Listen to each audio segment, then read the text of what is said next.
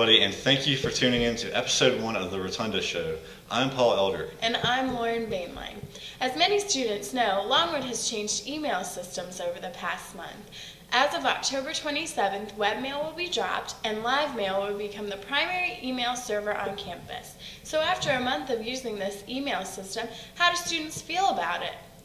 The new email system the primary thing is that it should have been changed in the middle of the summer. That way it wouldn't have been so confusing for resumes and stuff like that. I like the new system. I just it's been messing up a lot lately, and it's very slow logging on. So that's one part that I don't like it. But I like that I'm able to get organized all in one spot. I'd have to say the same thing. It seems a lot nicer. The only thing that bothers me is not being able to access it. A hot topic in the news is the upcoming presidential election. Who are students going to be voting for? Rotunda Show reporter Megan Kozik has a story. Hi, this is Megan Kozik with the Rotunda Show, and I'm out here at the Greenwood Library trying to figure out where the student opinion lies for the upcoming presidential election. Okay, so what is your name? Kristen. And who do you plan on voting for? Barack Obama. And why is that? The world needs some change, so yeah. Excellent. Fascinating. Hey, can you please state your name?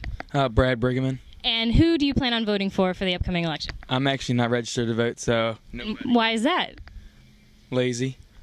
All right. All right, what's your name? I'm Tyler.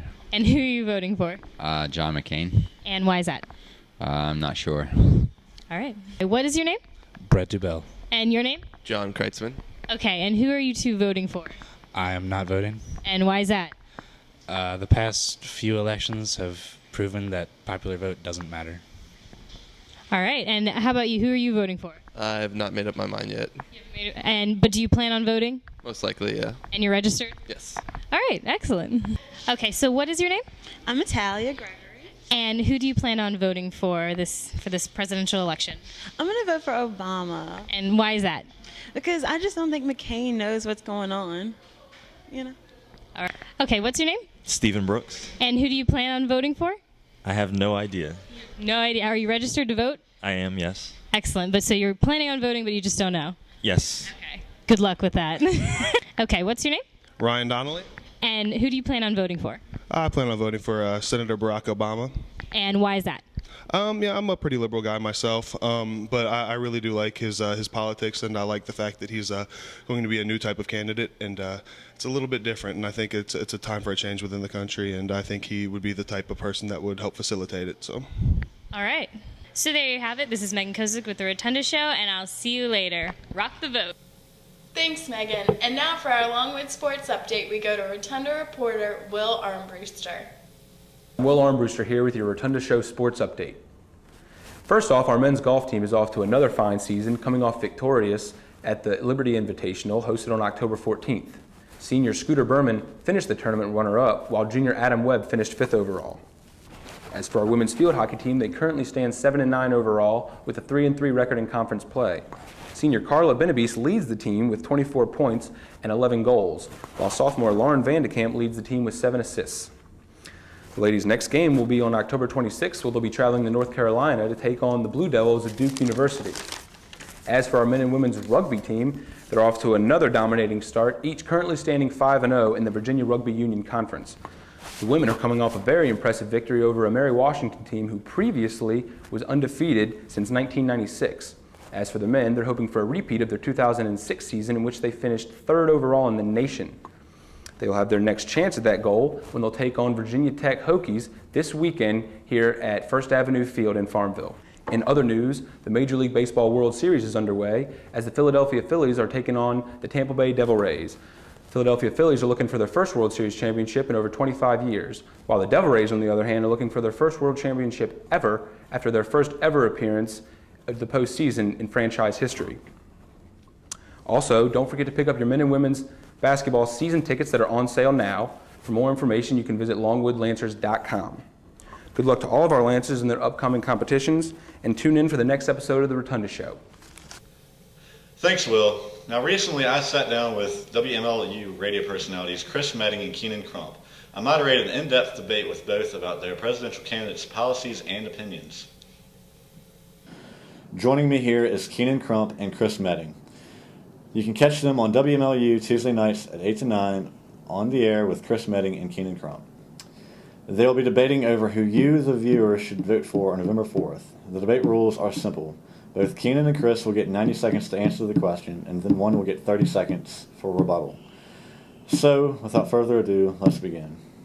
The war in Iraq and the war on terror are both big issues this election. What are your candidates' stances on the war and other foreign policies? Chris, we'll begin with you. Well, John McCain has voted for our troops in this war. He voted for the war. Barack Obama has been wrong about the surge. He voted against the surge, keeping in mind now that the liberals all voted unanimously. The Senate voted unanimously for General Petraeus, and every time now Petraeus tries to do anything, they vote against Petraeus. You know, they vote against the surge. The surge has worked, violence is down, but Barack Obama will not acknowledge that the surge has worked. He's voted several times against funding the troops. And is this the man we want to be our commander-in-chief who undermines our troops' efforts? He chooses to play a basketball game over visiting them in Germany because he couldn't take his campaign advisor for a cheap publicity stunt. I mean, it's Barack Obama first, and John McCain puts his troops and his country first. Well, Chris, you got a lot right there that I need to sort of respond to. Barack Obama has shown the right judgment in every situation that involves the Iraq War. Before the war began, when he was in a tough United States Senate campaign in Illinois, he came out and spoke against the war. John McCain, on the other hand, was beating the drums for war. And famously, after 9/11, he said, after the Afghanistan war, after we had invaded Afghanistan, you know what John McCain said? He said, next stop, Baghdad. And guess what? We got bogged down in Iraq. We distracted our efforts from going after the terrorists and bin Laden who actually attacked us on 9/11. Afghanistan is starting to deteriorate. The conditions there are starting to deteriorate. If Iraq is in such great condition right now, then what's wrong? Where's John McCain's exit strategy? He has not mentioned an exit strategy. The only thing he's talked about is a permanent presence. He said 50 to 100 years. Where is his exit strategy? If things are going so well in Iraq right now, why can't we finally shift the responsibility over to the Iraqis? Even Prime Minister Maliki has come out and basically spoken in favor of Barack Obama's timeline for withdrawal. He wants to end this war so we can start to focus on the attention of those who actually attacked us on 9/11. Bin Laden is still out there. Al-Qaeda is still resurgent. And they're stronger now than they ever have been since 2001.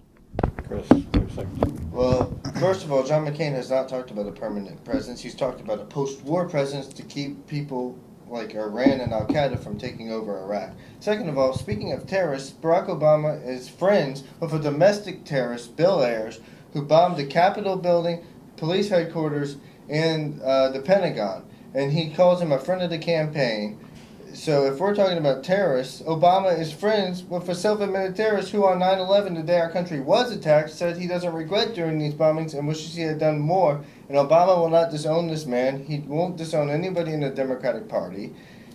He wouldn't disown Reverend Wright, and then instead of doing that, he throws his white grandmother under the bus. So, I'm sorry, Chris, but I did not hear a plan for withdrawal or a plan to get us out of Iraq. Instead, you talked about Bill Ayers, who has nothing to do with the campaign. I don't quite understand where you're going with that. That's just a cheap attack on Barack Obama. You talked about Obama's judgment, and it shows a severe... He has shown the right judgment in Iraq. Okay, guys.